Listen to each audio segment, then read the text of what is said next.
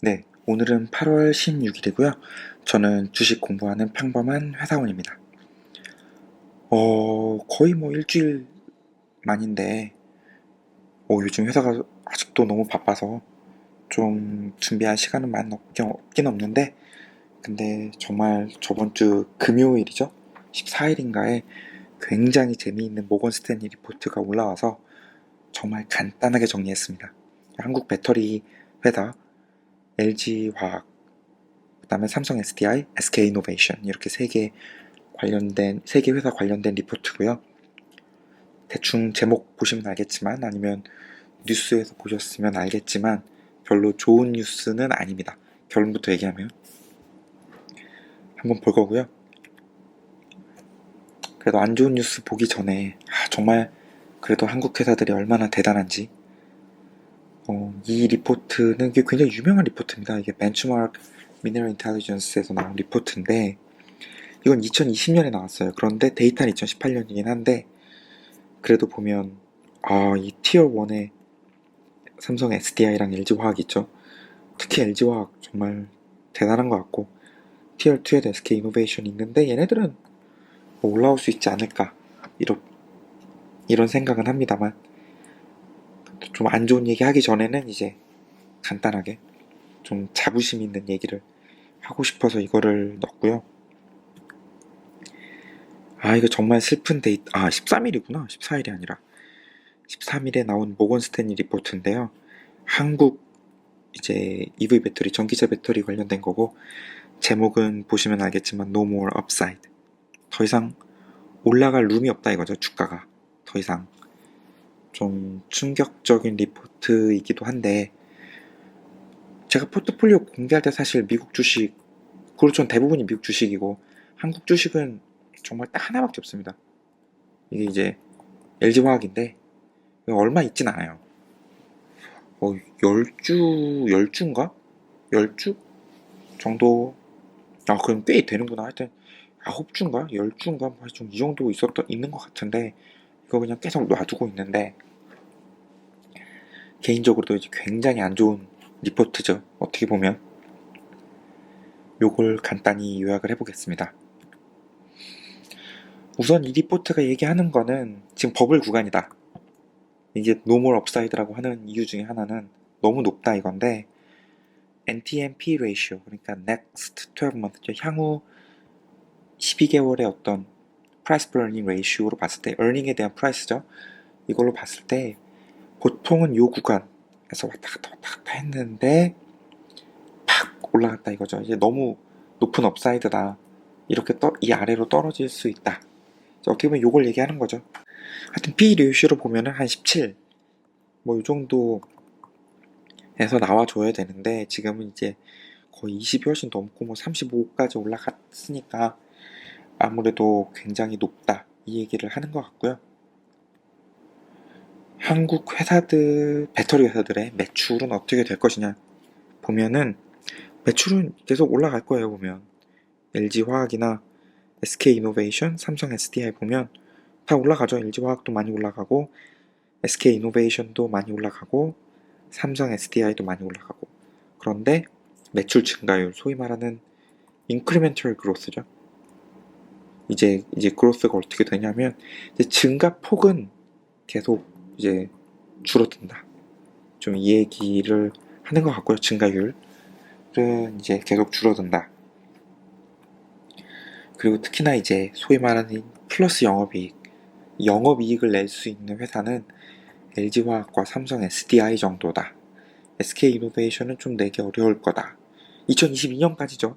뭐 이 이후엔 어떻게 될지 모르겠지만 이때까지 봤을 때에는 LG화학은 뭐 올해 낼 수도 있고 더 내고 쭉쭉 올라가고 삼성 SDI는 2021년에 낼 수는 있겠지만 SK이노베이션은 2022년까지도 마이너스 수익일 거다라고 얘기를 하고 있고요. 자, 이유는 뭘까? 이게 이제 딱 뭐 한두 장 정도 되는 하이라이트 겸 충격적인 건데 결국엔 가장 큰 경쟁 상대가 바로 테슬라라는 거예요. 왜냐면 저는 사실 이 산업을 잘 몰라서 테슬라 때문에 배터리 회사들이 되게 좋을 줄 알았거든요. 그런데 결국에 가장 큰 경쟁 상대는 오히려 테슬라. 왜냐?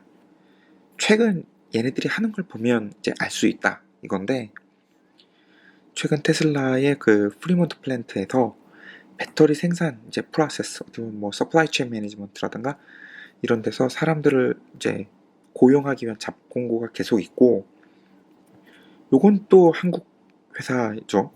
하나그룹의 어떤 뭐 장비 뭐 디비전이라고 해야 되나? 머신 관련된 디비전에서 이 테슬라 기가팩토리에 배터리 생산 장비를 공급한다고 합니다. 그러니까 배터리 생산을 하기 위한 장비를 공급하는 거죠. 이걸 하나그룹에서 사는 거죠. 그리고 사실 이게 제가 보기엔 가장 키인데, 이제 테슬라가 맥스웰 테크놀로지스랑 하이버 시스템을 인수를 한 거죠. 이게 배터리 관련된 기술 회사인데, 맥스웰 테크놀로지는 이제 바로 다음 장에 나옵니다. 이걸 인수를 했고, 그리고 이제 자프단이라는 리온 리온이 아니라 리튬 이온이지, 리튬 이온 배터리 전문가인 사람 이제 제프단을 이제 채용을 해서 요 Advanced Battery Research Head로 임명을 했다고 해요. 그럼 요 네 개를 보면 결국 얘네들이 테슬라는 자체적으로 배터리를 생산하고 싶은 거예요. 지금은 파나소닉이나 LG화학에서 이제 배터리를 공급을 받고 있다고 하더라고요. 그런데 결국은 자체적으로 배터리를 생산을 하고 싶은 거죠. 그럼 이제 한국 배터리 회사들은 이제 다 뭐 죽어난다까지는 아니겠지만, 왜냐면 다른 회사도 있으니까, 뭐 현대자동차나 뭐 폭스바겐이나 이런, 그럼에도 불구하고 이제 가장 큰 고객을 잃는 거죠. 근데 단순히 고객을 잃는 차원을 넘어서서 이제 이 테슬라가 가지고 있는 기술이 엄청나답니다. 이게 이제 이건 이제 회사 웹사이트에 나온 건데, 테슬라 웹사이트는 아니고 애뉴얼 리포트에 나온 건데, 프레젠테이션에 결국에는 소위 말하는 이 Dry Battery Electrodes DBE라고 하더라고요. 요거를 통해서 이제 더 적은 비용으로 더 많은 배터리를 생산할 수 있다. 요 얘기인데, 요걸 모건 스탠리에서 조금 더 자세하게 얘기했어요. 그럼 요게 이제 네 가지인데, 결국엔 첫 번째는 Disruptive Technology, 그러니까 더 적은 비용으로 더 친환경적으로 배터리를 생산을 할 수가 있대요. 저도 자세히는 모르지만 DB가 있고 뭐 어쩌고 뭐 턱색 뭐 좀 안 좋은 막 뭐 이런 게 있대요. 보통은 지금 이걸로 만드는데, 이 맥스웰 테크놀로지가 있는 이 DB 기술을 사용하면 더 적은 비용으로 더 친환경적으로 배터리를 생산할 수 있고, 저도 자세히는 모르지만 이 DB를 통해서는 생산량을 16배를 늘릴 수가 있대요. 이론적으로. 그리고 저도 이게 정확하게 모르겠는데 생산 프로세스 자체를 스킵할 수가 있어가지고 더 빨리 생산을 할 수가 있답니다. 그러니까 생산량을 엄청나게 늘릴 수가 있는 거죠. 더 적은 비용으로.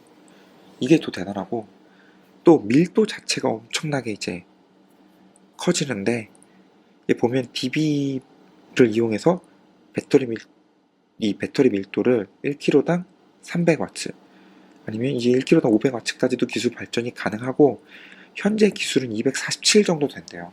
그러면 DB를 이용하면 이제 밀도가 20% 이상 늘어나고, 향후에는 이제 2배 정도까지도 이제 밀도를 더 높일 수 있다.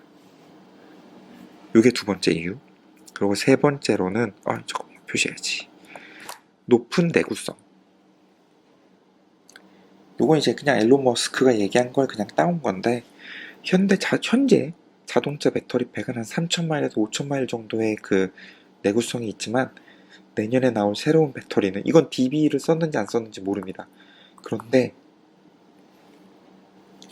내년에 나올 새로운 배터리 팩은 100만 마일, 밀리언 마일까지 이제 내구성이 되고, 유지 관리 역시 거의 필요 없다.